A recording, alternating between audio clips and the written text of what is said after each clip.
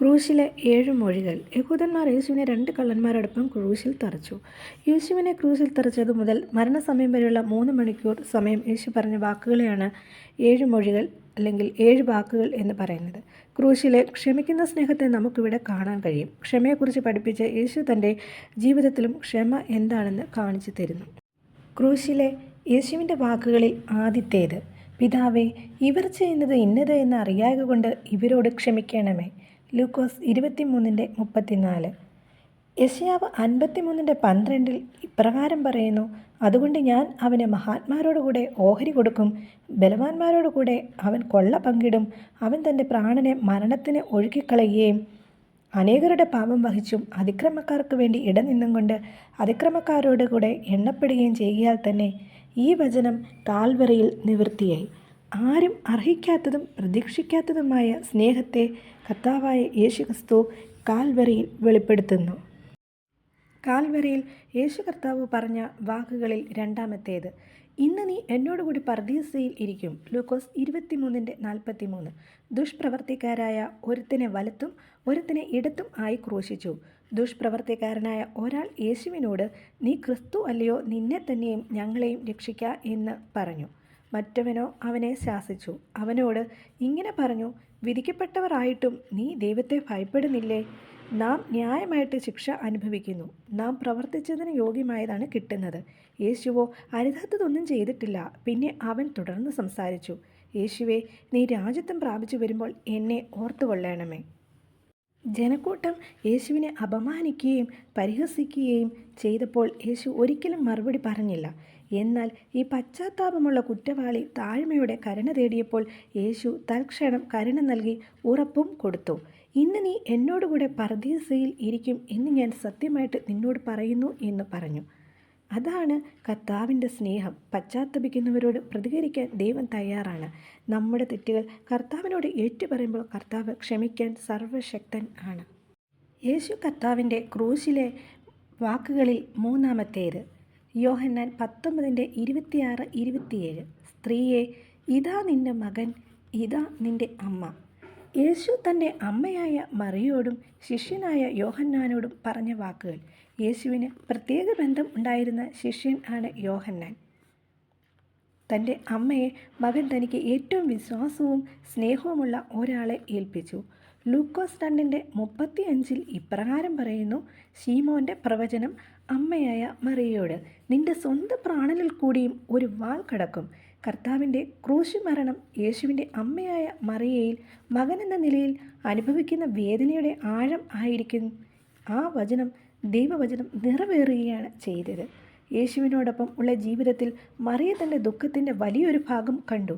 ക്രൂശിൻ്റെ അരികെ നിന്നു തന്നെ സ്നേഹിച്ച അമ്മയുടെ ആവശ്യങ്ങളെക്കുറിച്ച് ചിന്തിക്കുകയും യേശു ഇതാ നിൻ്റെ മകൻ എന്ന് അമ്മയോട് പറയുകയും ചെയ്യുന്നു.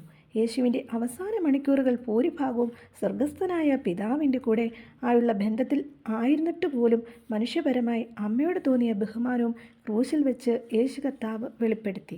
യേശു കർത്താവിൻ്റെ ക്രൂശിലെ വാക്കുകളിൽ നാലാമത്തേത്, മാർക്കോസ് 15:34. എൻ്റെ ദൈവമേ, എൻ്റെ ദൈവമേ, നീ എന്നെ കൈവിട്ടതെന്ത്? 6 മണി നേരം മുതൽ 9 മണി നേരം വരെ ദേശത്തെല്ലാം ഇരുട്ടുണ്ടായി. ഏകദേശം 9 മണി നേരത്ത് യേശു പറയുന്ന വാക്കുകൾ ആണിത്. മത്തായും മർക്കോസും ഇത് രേഖപ്പെടുത്തി. ദൈവപുത്രനായ ക്രിസ്തു മനുഷ്യ ശരീരത്തിൽ അനുഭവിക്കുന്ന വേദനകൾ ക്രൂശിൽ വഹിക്കുമ്പോൾ തൻ്റെ പിതാവിനെ അതിവേദനയോടെ വിളിക്കുന്നു. സങ്കീർത്തനം 22:1 ഇങ്ങനെ പറയുന്നു, എൻ്റെ ദൈവമേ, എൻ്റെ ദൈവമേ, നീ എന്നെ കൈവിട്ടതെന്ത്? ഈ വചനം ക്രൂശിൽ വെച്ച് നിവൃത്തിയാകുകയാണ് ചെയ്തത്. യോഹന്നാൻ 19:23-24 വചനങ്ങളിൽ യേശുക്രിസ്തുവിൻ്റെ വസ്ത്രം പടയാളികൾ പങ്കിട്ട് എടുത്തു. അവർ ചീട്ടിട്ടു. ആർക്കു വരും എന്ന് തമ്മിൽ പറഞ്ഞ് പരിഹസിച്ചു. എൻ്റെ വസ്ത്രം അവർ പകുത്തെടുത്ത് എൻ്റെ അങ്കിക്കായി ചീട്ടിട്ടു എന്നുള്ള തിരുവെഴുത്ത് സങ്കീർത്തനം 22:18 ഇതിനാൽ നിവൃത്തി വന്നു. കാൽവറിയിൽ യേശു കർത്താവിൻ്റെ അവസാനത്തെ വാക്കുകളിൽ അഞ്ചാമത്തേത്, എനിക്ക് ദാഹിക്കുന്നു. യോഹന്നാൻ 19:28-29 വചനങ്ങൾ. സകലവും തികഞ്ഞിരിക്കുന്നു എന്ന് യേശു അറിഞ്ഞിട്ട് തിരുവെഴുത്ത് നിവൃത്തിയാകും വണ്ണം എനിക്ക് ദാഹിക്കുന്നു എന്ന് പറഞ്ഞു. അവിടെ പുളിച്ച വീഞ്ഞ് നിറഞ്ഞൊരു പാത്രം വെച്ചിട്ടുണ്ടായിരുന്നു. അവർ ഒരു സ്പോങ്ങ പുളിച്ച വീഞ്ഞ് നിറച്ചത് യേശു കർത്താവിന് കുടിക്കുവാൻ കൊടുത്തു. സങ്കീർത്തനങ്ങൾ 69:21 വചനം ഇപ്രകാരം പറയുന്നു: അവർ എനിക്ക് തിന്നുവാൻ കയ്പ് തന്നു, എൻ്റെ ദാഹത്തിന് അവർ എനിക്ക് ചൊറുക്ക കുടിപ്പാൻ തന്നു. ഈ വചനം കാൽവരിയിൽ വെച്ച് നിവൃത്തിയാകുകയാണ് ചെയ്തത്. യേശുക്രിസ്തു കാൽവരിയിൽ പറഞ്ഞ 6-ാമത്തെ വാക്ക് യോഹന്നാൻ 19:30 നിവൃത്തിയായി. യേശു പുളിച്ച വീഞ്ഞ് കുടിച്ച ശേഷം നിവൃത്തിയായി എന്ന് പറഞ്ഞ് തല ചായ്ച്ച് ആത്മാവിനെ ഏൽപ്പിച്ചു കൊടുത്തു. ആ ദിവസം കുറഞ്ഞത് 25 മിശിഹ പ്രവചനങ്ങളെങ്കിലും നിവൃത്തിയായി. 12 വയസ്സുള്ളപ്പോൾ യേശു പറഞ്ഞു, എൻ്റെ പിതാവിനുള്ളതിൽ ഞാൻ ഇരിക്കേണ്ടത്. ലൂക്കോസിൻ്റെ സുവിശേഷം 2:49. യേശുവിനെ ഏൽപ്പിച്ച ജോലി പൂർത്തിയായി.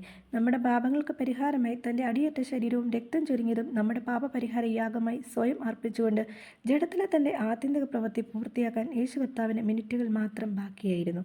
യേശു ഒരിക്കലും തൻ്റെ വിധിയിൽ നിന്ന് വ്യതിചലിച്ചില്ല. ലോകസ്ഥാപനം മുതൽ വിധിക്കപ്പെട്ട ദൈവത്തിൻ്റെ കുഞ്ഞാട്. ഇപ്പോൾ യേശു കർത്താവ് വിജയിച്ചു. വിശ്വാസത്തിൻ്റെ നായകനും പൂർത്തി വരുത്തുന്നതിനുമായ യേശു കർത്താവിനെ നോക്കുക.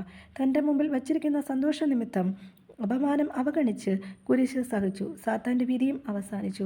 മരണത്തിൻ്റെ അധികാരമുള്ളവനെ, അതായത് പിശാചിനെ, തൻ്റെ മരണത്താൽ നീക്കി.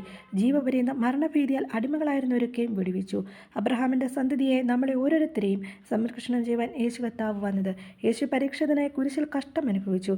പരീക്ഷിക്കപ്പെടുന്നവർക്ക്, മാനസികമായും ശാരീരികമായും കഷ്ടം അനുഭവിക്കുന്നവർക്ക് സഹായിപ്പാൻ കഴിവുള്ളവൻ ആണ് യേശു കർത്താവ്.